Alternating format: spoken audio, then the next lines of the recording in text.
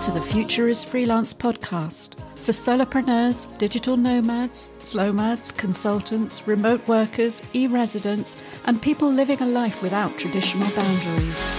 We're here for everyone who defies categorization and makes a living and a life their own way. Every other Freelance Friday, we're serving up an audio cocktail of expert tips, inspired insights, and stories from the frontiers of freelancing to help you achieve success with your borderless business, whatever success means to you as you live life on your own terms. Thanks for listening to The Future is Freelance and for being part of the Future of Work revolution.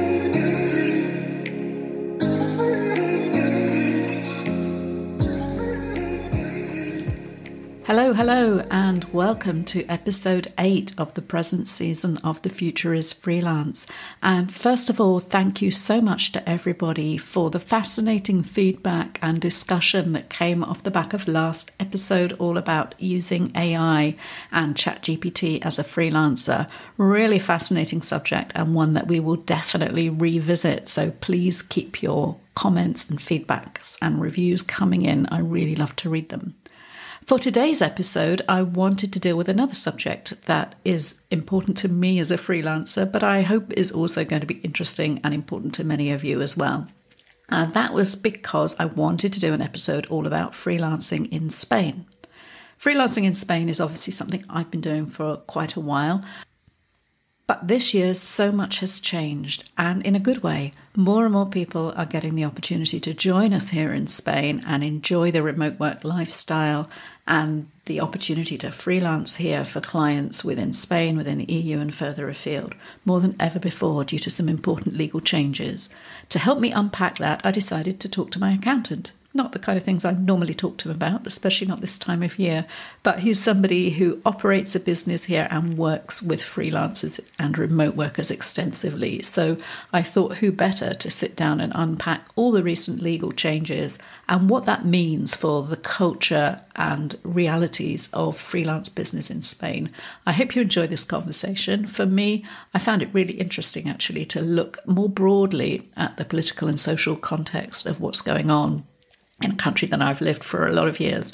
So I will introduce you to Louis Williams from Entre Tramites, and his contact information and services will be in the show notes in case you need any of his help and support to get all of the fascinating Spanish paperwork sorted out as a remote worker, a freelancer, or a digital nomad. Louis Williams, welcome to The Future is Freelance. Thanks very much for joining us. Thank you for having me. Well, it's great to have you with us for this special episode about freelancing in Spain. And before we dig into that and why I knew you would be the perfect person to speak to this subject, please tell me a little bit about your business and background and why you're the expert in this subject so far as I'm concerned. Of course. So I'm currently with my firm Entre Tramites, which is an online remote accounting and immigration business. I've got staff across Spain, across Colombia, and mainly covering actually Spanish clients, but we cover the whole of Spain despite being remote. So wherever you are in Spain, you can work for us or be our client and we can operate. And on top of that, we've got staff out in Colombia. Before that, I've worked as both freelance, basically finance specialist and temporary CEO for different startups when needed across the UK. I've lived in the UK, China, Argentina, Peru, and the US, in all but the US, working to some extent and operating. So quite used to different labor markets and freelancing in different markets, even from the semi-student days of being an English teacher in China to the more serious running a 30, 40-person wellness tech startup, helping people with their drinking issues. So been back and forth on that and got very used to working with people remotely and working with both kind of contracted freelancers who aren't really freelancers, as well as, let's say, genuine freelancers who you're paid per project. So quite used to both being on the buying and selling side of this equation. And we have lots of clients as digital nomads and everything operating with us, or remote workers more like than digital nomads. I feel digital nomads a bit of a misnomer within this, whereas people actually tend to remotely work for clients, and actually people tend to like having a home base. The number of digital nomads is pretty small. But yeah, so I've been both a freelancer and contracted plenty of freelancers on the other side. Yes. And as a freelancer, you're somebody I trust to help me navigate through all of the admin background in Spain, which can be quite complicated. I've been here for a long time in terms of being a remote worker in Spain, but it's taken me a while to find somebody who I think really understands the international context and what it's like to be a remote worker, a digital slowmad in Spain in 2023. And it's also an exciting time for Spain right now because we have lots of legal changes to what has been a somewhat fossilized admin and accounting background situation, I think it's fair to say. So would you agree with that, Louis? Do you think things are changing in Spain? 110%. I mean, the thing which is very interesting is actually, let's take back 20 years, 30 years for a second. Let's not go immediately back to the recent past, but actually remember that going back 20, 30 years ago, you didn't use the phrase Spain, France, and Italy together. You talked about Spain, you talked about Portugal, you talked about developing Eastern Europe. Spain actually, since the Franco regime and everything, has not been considered a wealthy country. And interaction, it's been a heavily bureaucratic kind of, actually, it had a period of almost a national socialism, not Nazism, but national socialism. It was a socialism with national and fairly right-wing characteristics, and then a socialist movement. It was always built around a fairly heavy government intervention, lots of paperwork, administrative system, which takes time to unfurl and develop. And actually, the kind of extraordinary thing about Spain, for all the different criticisms, which of course I'll levy at the current administration, the prior administration, potential elements of corruption, is actually how far it's advanced. And one of the biggest remaining barriers was actually the silly bureaucratic system, where effectively you had paperwork which you had to queue up in a queue in your local town and submit it. One of the most extraordinary things which has happened is actually they've changed from that to you can do almost everything online. Finally. It makes a massive increase in transparency on submissions. It makes it way easier to follow up. And it's not like you turn up in an office and then you hear, well, we've lost your submission paperwork. What do you mean you've lost my submission paperwork? Where you've got a lack of trust. With the new digital system, you know there's an email record of what was submitted. So even if you're not happy with the conclusion they might come to, it tends to be quicker and there tends to be more clarity on it. And in light of that, to give credit to the socialist government at the moment, they've made a pretty extraordinary immigration reform, 2 immigration reforms actually, in the last year and a half. One, which facilitated people after educational to convert to work afterwards, both on self-employment or working for other people much more easily, facilitating the route to work for lots of non-European migrants.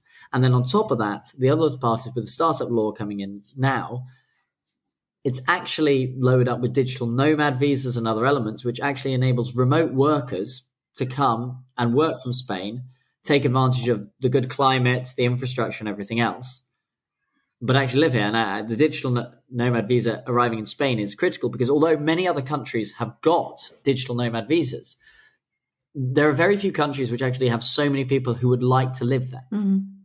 And Spain is a clear tourist destination. People want to go live, enjoy the life there. So if you have the ability to work remotely, that's a significant improvement. Previously, we were talking about 9 to 12 month delays on getting an immigration visa. We're now talking about with the digital nomad visa being able to do it 1 or 2, maybe even less. Yeah. It's an extraordinary improvement. Now, there's still plenty of hoops to jump through, but I would say that on the freelancing side, it's got lighter. Now, we can talk about tax and social security burdens and touch on those, which are a bit trickier, but it's definitely got easier. If you've got clients outside of Spain, if you've got where you can remotely work for, freelance life in Spain is actually potentially a quite attractive scenario. Yeah. And it's, as you say, it's something that lots of people have wanted to do, particularly speaking for us as Brits. Even if we've been here long enough that it doesn't apply to us, it's now much more difficult for people to simply come and bring their work with them until we had the digital nomad visa. So I know a lot of people who've struggled to get the freelancing visa over the last year or so and been declined because they haven't had robust enough business plan. And now finally you can just say, I've got an income. I want to come and spend it in Spain. Let me in, please. And you're here. And in practice, many people were using the non-lucrative visa and using it as a digital nomad visa, even though they had to sign a document saying that you wouldn't work, which is a bit absurd, right? But yeah, the digital nomad visa is a clear breakthrough. Yeah, clear breakthrough. Definitely. Obviously, it's coming off the back of a lot of other digital nomad visas around the world that we've seen exploding over the last 18 to 24 months or so. One criticism of these visas, which I think you could definitely say applies to Spain, is that they're not really aimed at digital nomads at all. They're aimed at resettlement, at people wanting to come and work here as a remote worker for at least a year or so, and ultimately as a path to residency. Is that how you see it being applied? So it's an interesting one. I think yes, I see it as being applied as that, but it's also a more realistic reaction to what the market is. If you think practically, countries tend to enforce their tax systems and immigration systems based on people who reside in a country for more than 6 months. If you're hopping between different countries and you pop in and out, with the exception where Europe's a Schengen area, so you can only spend basically 6 months under most nationalities within a year in the whole of Europe, not in one individual country, which is a slight consideration if you want to be a digital nomad running around Europe, where this is, of course, useful for you. But actually, in practice, digital nomads didn't require a visa. Most of them could arrive on tourist visas and operate because they never were registered in any particular system. They tend to be registered in where their home country or prior country was. And because they never spent more than 90 or 180 days in any of the countries where they passed through, they really didn't need a visa. So actually, the thing is, lots of people call themselves digital nomads when actually they are remote workers, and they want to work from another jurisdiction, and maybe they'll go travel for 3 months. So I think the thing to think of more with remote workers is remote workers are remote who are able then to be nomadic for a few months a year, rather than actually think of people as nomadic.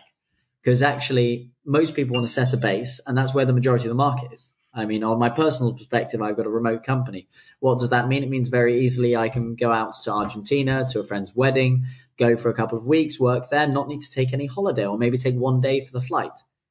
It completely opens up. Now, of course, I'd much rather have all the time exploring there, but it opens up the ability to do things like that. Yes. And I think that's one of the big parts to consider. This digital nomad visa is much more to do with, remote work, but that's also 90% of the people who work remotely are not digital nomads. It's interesting, isn't it? Because in terms of the technology and the social and the ways we want to work and collaborate, many of us have completely decoupled the work from any fixed location at all. You know, we can literally pick up our laptop and go to Argentina, or wander around the Schengen area, or hop across the border to recharge a visa or whatever. Whereas we're still waiting basically for all the regulatory stuff to catch up with that. And maybe digital nomad visas in their present form are merely a transitory stage. And in a few years, we will either have moved away from them altogether and will have much greater freedom of movement based on what you actually earn and contribute and what you do, rather than it being based on what genetic lottery you won in terms of where you were born in the first place and what document fell in your lap.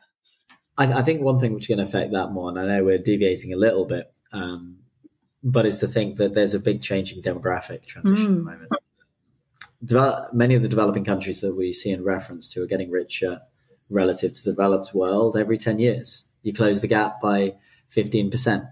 If you close the gap 10, 15% every 10 years, what's the ending result of that? The ending result of that is the desire to be permanently, potentially based in another country, away from your family, and your contacts might be less. The other thing is, demographically, as Europe gets older, and the US to a degree as well, there's an increased need for migrants. Absolutely. Yeah. And a younger generation that's never known a non-digital work environment that can pick up those skills and bring them wherever they want to use them.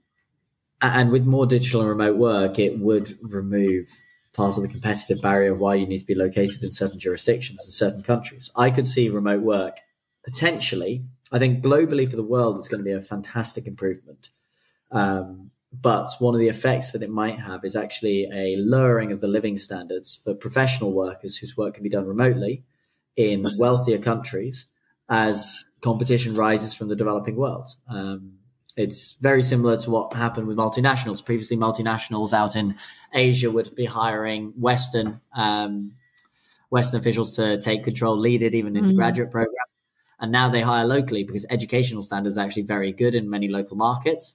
And so the difference becomes less. Yes. And as the difference shrinks, also the resistance to migration and movement of people reduces.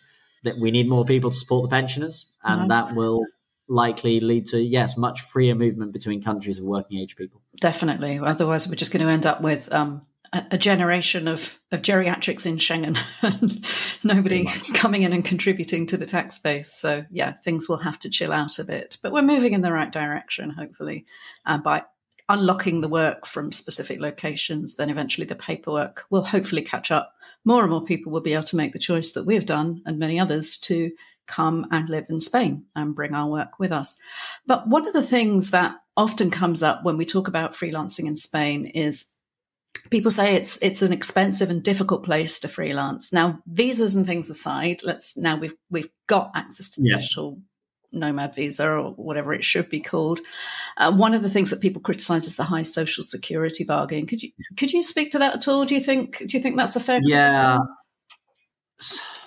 I think it's a fair criticism for some earners, lower earners within Spain. I think the issue that you have is I often hear this criticism much more coming from people from the, let's call it the white Anglosphere. So the UK, US, Canada, Ireland. This is because these countries tend to have much lower rates of taxation on self-employment and very preferable self-employment regimes compared to most countries. One of the effects that has is, yes, in Spain, your social security fees are higher than you pay in the UK or the US. Actually, in the US, not necessarily, but general taxation is a lot lower, and the US is much wealthier.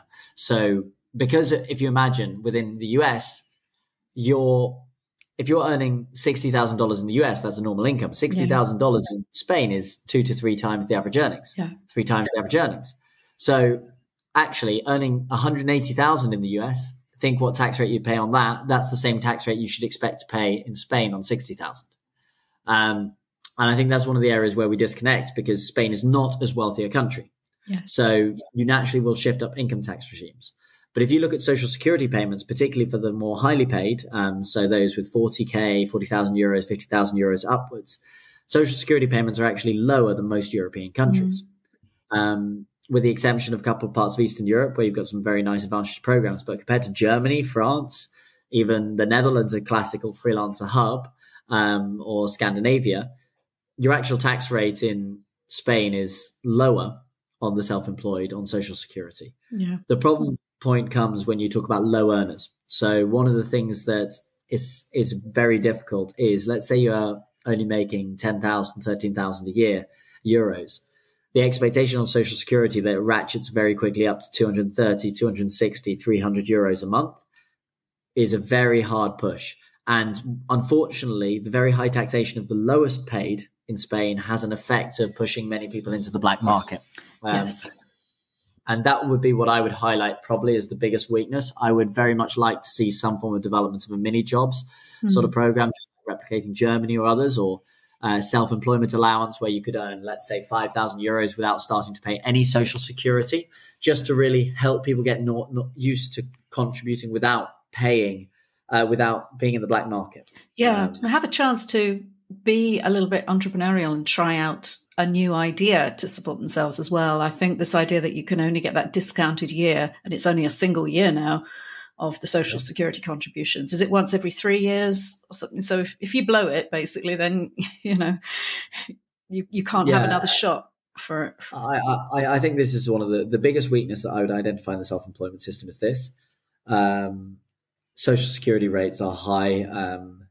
And I mean, it points to the other weakness which you have in Spain, which is a completely unfunded pension system, which is actually by European standards very generous, which none of the Spanish ever believe. But actually, it's one of the most generous relative to average earnings state pension systems in the world. And it's one of the reasons I believe that the Spanish have one of the lowest savings rate of any country on earth. Because when you know that you're going to get a pension from the state, or you perceive that you're going to get a very high pension from the state, you tend to save less. And so that can lead to a high consumption activity and high consumption behavior. And many people, everyone always says, no, it's because they're lower earning. Well, actually, Spaniards today, if you compare to 30 years ago, are twice as wealthy. Yes. But there is that sense of, I don't know, there isn't much encouragement to save that you might see in the UK and other countries where there are tax incentives to contribute independently to your retirement savings and things. Here, I think there's more of a sense you might as well spend it. Yes, completely. And the only thing they make it easy for you to save money into is in property. The other thing in Spain is it's actually quite a good place for if you've built up wealth, because as long as you've got a good lawyer, you can often avoid the wealth tax in practice. And the dividends and capital gains tax only caps out at really 23% or 28% of the very highest, compared to dividend taxes of almost 40% in many other countries. So you actually end up with a system where low earners' savings is not necessarily incentivized, high earners are. So I would say the biggest and trickiest group is, let's call it, small startup entrepreneurs, small startup freelancers, and small responsible savers. Those who want to build their initial small savings pot. They're the group who I believe within Spain need the biggest help. And that's the weak point that I would see that, and you can potentially talk about educational funding. But if we look at a comparative, that's the areas. Now, on the bright side, infrastructure is fantastic. It's very safe. You end up with, the climate and everything else that we talk about obviously is given. Internet signals are very good. Spain has a lot of big positives, but it does have a slight issue structurally when it comes to, and this unfortunately forces far too many people into the black market. So you have a bizarrely innovative black market in Spain, where lots of innovative want to get going. Small entrepreneurs actually end up taking part of their earnings in black, and that's not healthy for the development of a good market economy. It's a very difficult thing culturally to get back from, isn't it? I think it's so ingrained into the economy. I know they're trying to crack down on cash transactions at every level. I mean, you can't even spend cash in any meaningful amount. But even the fact that a decade ago, people were buying half their property in suitcases full of cash and things like that. It is changing, but... I mean, you can think of the robberies and everything where people didn't want to declare their safe deposit boxes because they were all with black market cash, which they'd never declared. I think the one thing to give credit, and the reason I always like to relate back to thinking of Spain 30 years ago, maybe 40, 50 years ago, and think of how amazingly it's changed as a catch-up, where we associate it now with France and Germany and Italy in the same conversation, is... And even, I mean, look at Italy. Italy has stagnated and Spain has basically caught up with Italy. Italy was as wealthy as Germany. We forget this within the relative performance levels, and Spain's done a lot better quality-wise. The element within that, and that's why I say work in progress, is if you go back to the UK in the 1970s, if you go back to the 1950s when we still had rationing at the beginning, the level of black market activity and the normal amount of everything passing cash in hand, informal books, secondary ledgers, this all existed in the UK previously. It still does to an extent. There is still a black market ledger. It's much reduced. But I'm not as pessimistic on Spain, and I see the difference in behavior between, call it, the younger generation and the older generation on this, that they will develop out of it. And the really nice thing is when your economy gets kind of cleaner, you get a really interesting effect, because as people start contributing more and people start playing more cleanly, competition in those markets works a lot better, because sectors previously which were dominated by black market money, so you couldn't compete legally, suddenly that automatically excludes a bunch of entrepreneurs who want to compete legally. And lots of them therefore do not go into entrepreneurship. But as soon as businesses effectively go legal and industries go legal, lots of people who you would otherwise not think of as entrepreneurs or come and enter into the market. Yeah. And that's one of the real positives that we never talk about when you legalize sectors which were previously in the semi-black market. Yeah, so that's why everybody's asking receipts for their Spanish lessons now, because they get a tiny tax break on it, but it's putting all of those tutors into having to register. Yeah. It's a tricky one because, as I say, those tutors don't have any kind of a minimum earning threshold over which they can be spared that $200-300 a month autonomo in year two. And I don't know quite how we bridge that gap, but hopefully it's coming? I think there's gonna have to be a realization over the social security financing side that there needs to be an exclusion of income. I mean, we had the Quota Zero campaigns, which were trying to get a zero payment, which I think at the very lowest earnings you should be able to apply. But I think there could be some decent progress on this part.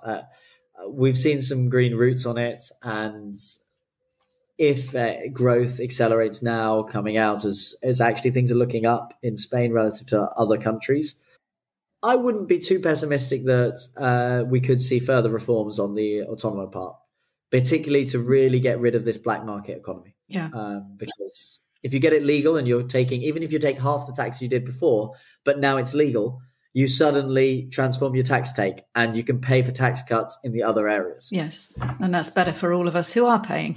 Exactly. It can lower the general burden on the rest of us for compliance. Yeah, no, that makes total sense. So overall then, Spain's looking like a good place to be a freelancer, a digital nomad, provided you're not on the lowest income. And if you can use the digital tools and collaboration industries that we have available to us now to get out of the really low paid kind of coaching and things like that, language tuition, which have frequently been driven to the bottom by academies wanting to only pay temporary contracts and things like that, then there is real scope now to put down some roots in Spain and enjoy a great lifestyle here as a freelancer. Completely. And I'm really happy you mentioned coaching, because although there are some very successful coaches, it's quite a dangerous path for many who can buy into it on the freelancing side. And one of the unfortunate parts are that you start thinking you can do it, you can get a very good pay rate for maybe 3-4 sessions. But the problem is you then realize that you can't actually get enough work to really justify and make it work. And so then you spend and you feed money back into other coaching courses who then charge you more money to actually do it. So actually, one of the things, lots of people look for life coaching as a way out. And although there are some very good life coaches out there, I would pause to thought if you're thinking this is your first freelance venture that you want to get into, and look for potentially maybe semi-freelance contracting for direct projects, building on skills you previously worked at work, because that can be far more profitable in the short term. And then maybe over time you can build relative life coaching businesses. But I have encountered this quite a lot because we deal with a lot of freelance clients of life coaches who really are struggling to make a good income. Yeah, actually. It can be, particularly in the digital nomad space. You can have an awful lot of people coaching each other on how to be digital nomads and no actual external income feeding into that network, that it's ultimately not sustainable. So leverage the skills that you've got from whatever other industry or background, find a way to make them work for you remotely, entrepreneurially. There's bound to be something you can bring to the world, and it really is the whole world now. And moving on from freelancing then to the next stage up of business entities, the reason that you and I met, Louis, was talking about Estonian e-residency, which I know is something a lot of listeners to this podcast are interested in. And it's something that I know that Spain is a huge growth area for the e-residency program at the moment, which is great. But I also know a lot of other people have bumped into the whole issue of, I'm a tax resident in Spain, I want to have a business entity that's resident in Estonia. How will the Spanish tax office react to that? How do I present that? And what case do I make to stop it becoming a Spanish business? Great question. So one of the things that we've got, and okay, now we're going to go into the boring world of tax, but on tax, there's a very fundamental concept. It's called substance. What does substance mean? Substance basically says, where are you and the things which make up your business? It's all very well and good that you've got a registered business in Estonia, in the UK. Hey, if you want it in Dubai. But what matters is the work which is being done, where is it? The reason you see tech firms hiring lots of staff into Ireland is not because of the good weather, but because in order to have the staffing that they need and to be able to get the corporation tax rate, they need to have enough substance or workers in that territory to justify the allocation of profits to that area. So why is this relevant? Well, if you're self-employed and you're working from your computer, you might think, hey, it's a great idea. I'll set up a company in Dubai and pay no tax. What happens under this scenario? Well, tax authorities is very clearly established. What actual operations do you have in Dubai? When they realize it's a one-person firm or two-person firm and you are located in Spain operating, or you're located in Germany or France, they'll say, well, look, actually your company is German, Spanish, or French, wherever you are located, because you and your laptop are the factory of your business. And this is a very important concept because many people think, oh, well, I can store lots of money over there.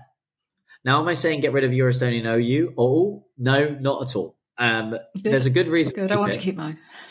Yeah, there's a good reason to keep it because it is fantastic for giving invoicing structure, giving you limited liability protection. But what is the risk? The risk is if you accumulate profits in that company, the Spanish government could declare that that entity is really Spanish and you owe corporation tax plus fines on the profits in it. So how do we get around this? Well, although it could be ruled to be a technical infraction, if you invoice to eliminate all the profits from the Estonian entity, that way there are no profits for them to suddenly interpret as Spanish corporate profits.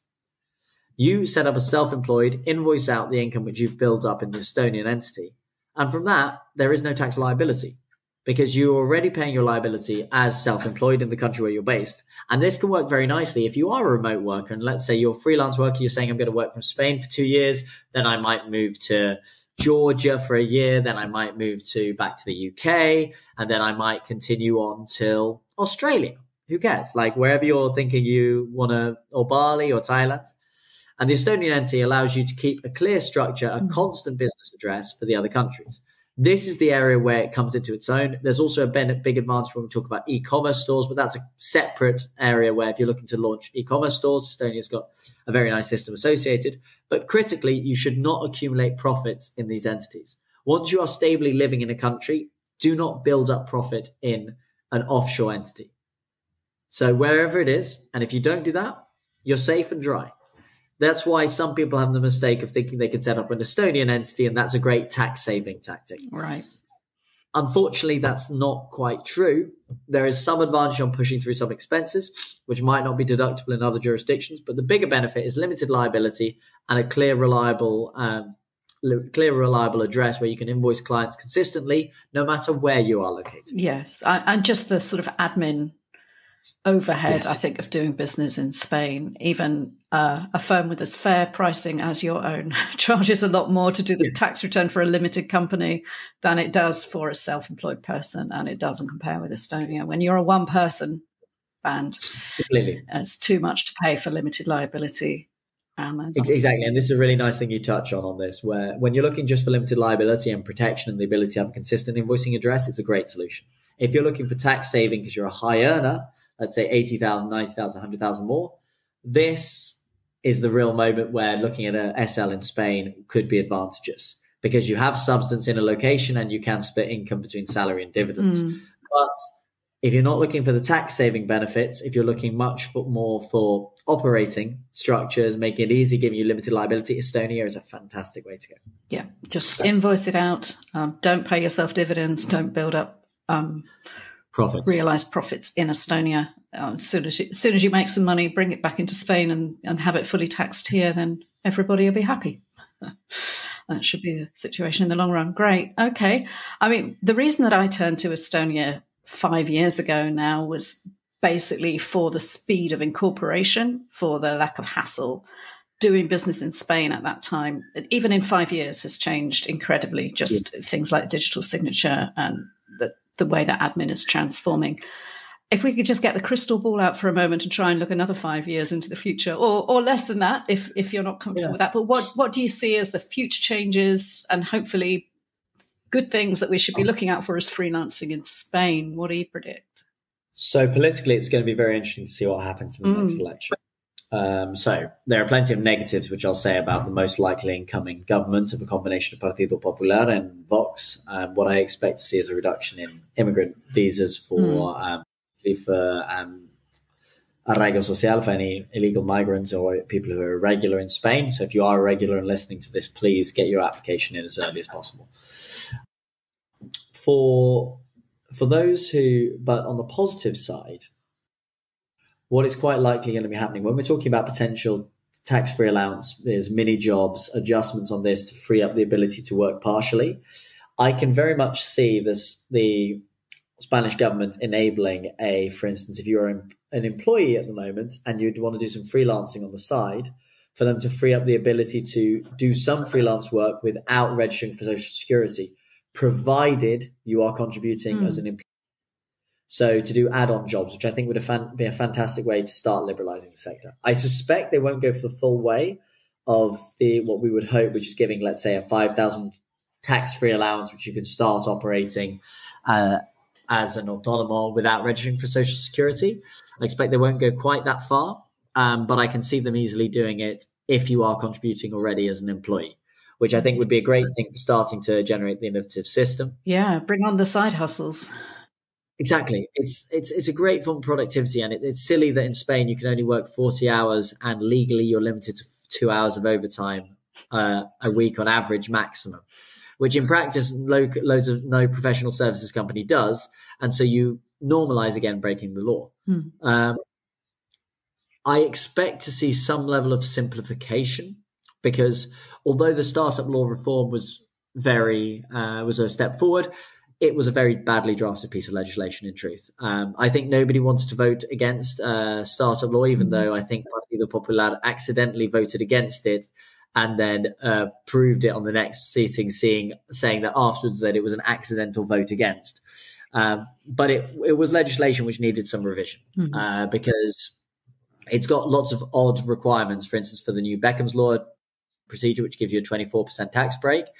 And still to this day, it is unclear exactly how that's playing out for digital nomads. We know it's working for employed digital nomads, but self-employed digital nomads who apply and are remotely working through contracts and arrive, whether they can apply to Beckham's Law is currently unclear.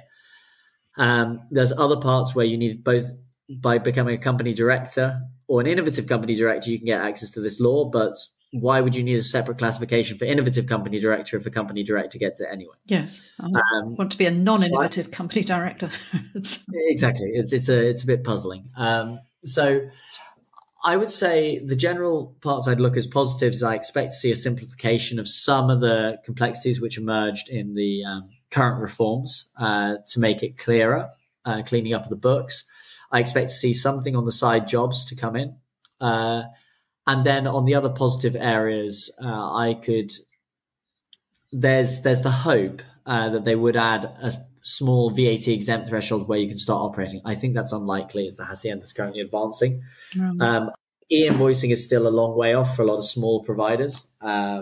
So they keep on pushing it back, and I expect that's still a good 10 years away before they implement obligatory e-facturas, where you have to basically have QR codes on all your transactions.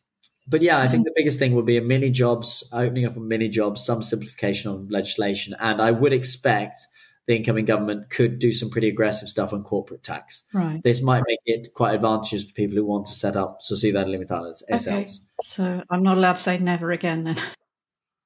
No, not allowed to say never again yet, but I do emphasize that I really would only recommend them for at least people who are earning 60,000 upwards when they're starting, or they're projecting it, and 80,000 upwards is a very good level for the level of capital it is, and because there is higher admin costs. Yeah.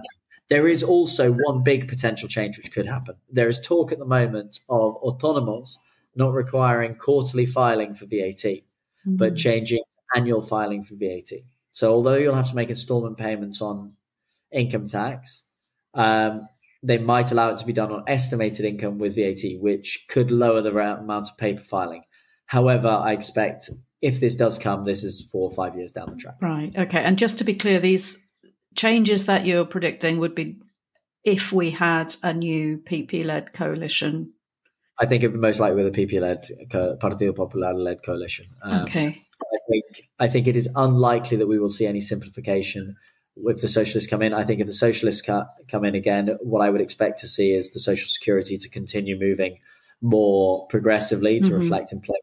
I could see max Social Security going up to €1,200 a month. Right. Okay. But then hopefully also coming down for the lowest earners. Exactly, which would be fairer.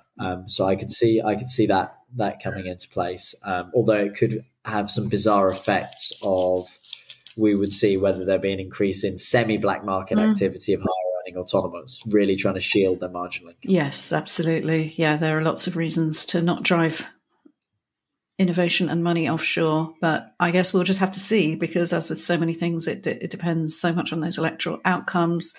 And I think, a lot of freelancers who were non-Spanish are obviously very concerned that if there was a right-leaning coalition that was propped up by Vox, that could make the environment more hostile for all. I would be. I think there's a geographic issue as well. I think what you would likely see is a rekindling of unrest in Catalonia. Catalan independence movement being rekindled. It's actually in a remarkably amicable state at the moment. Yes. But I could see a clash occurring with Partido Popular and Vox, with the Vox for language rulings and everything else. That there would be a genuine concern on that. And I could see that there could be a bit of scapegoating. But for the other regions, I suspect for most migrants, you wouldn't have too much of an impact. But if you were irregular, you could see a real issue under a Vox coalition. Okay, well, there's stuff to look forward to, stuff to be concerned about, stuff to get out in front of. One of the best ways, if you are registered and living here, is make sure that you're registered to vote, which you can't do nationally, but you certainly can do regionally and or in your autonomous community. So it's towards the end of the year that we're expecting elections, isn't it? End of the year would be national elections. I believe the local mayoral elections and communal elections might be in May. Okay, so you need to get a move on. Do your tax return. I need to get a move on. I need to check on my registration because I was in my old flat registered. So I actually, on my front, I need to get that sorted. Okay, so even for Louis, the admin of living in Spain never quite ends or gets done. You know, the funny thing is, you do it as a job and you really don't want to deal with it on anybody else. It's on yourself. It's like builders' houses and everything else. Yeah, exactly. Understood. Well, for some reason we do it anyway. And those of us who make Spain our home long term, and we decide that it's worth it, despite the paperwork and the admin and the politics and everything else. We love being freelancers in Spain, being remote workers in Spain. It's great that we now do have a little bit more digital infrastructure. We have providers like yourself who understand the international situation and things like e-residency and cross-border tax to help us navigate all of this. And hopefully the future is bright for freelancing in Spain. Yeah. Excellent. Well, thanks ever so much, Louis Williams from Entre Tramites, for joining us on The Future is Freelance. Absolute pleasure, and have a fantastic day. Thank you very much. Thank you for listening to the Future is Freelance podcast. We appreciate your time and attention in a busy world and your busy life. If you enjoyed this episode, please share it with a fellow freelancer. Help us grow this movement of independent entrepreneurs. If you rate and review The Future is Freelance in whatever app you're listening to this right now, or over at futureisfreelance.xyz, then that will help spread the word and help us reach more people who need to hear this message and join the conversation. Together, we can change the world and make sure the future is freelance. This is Maya Middlemiss wishing you success and happiness in your enterprise until our next episode.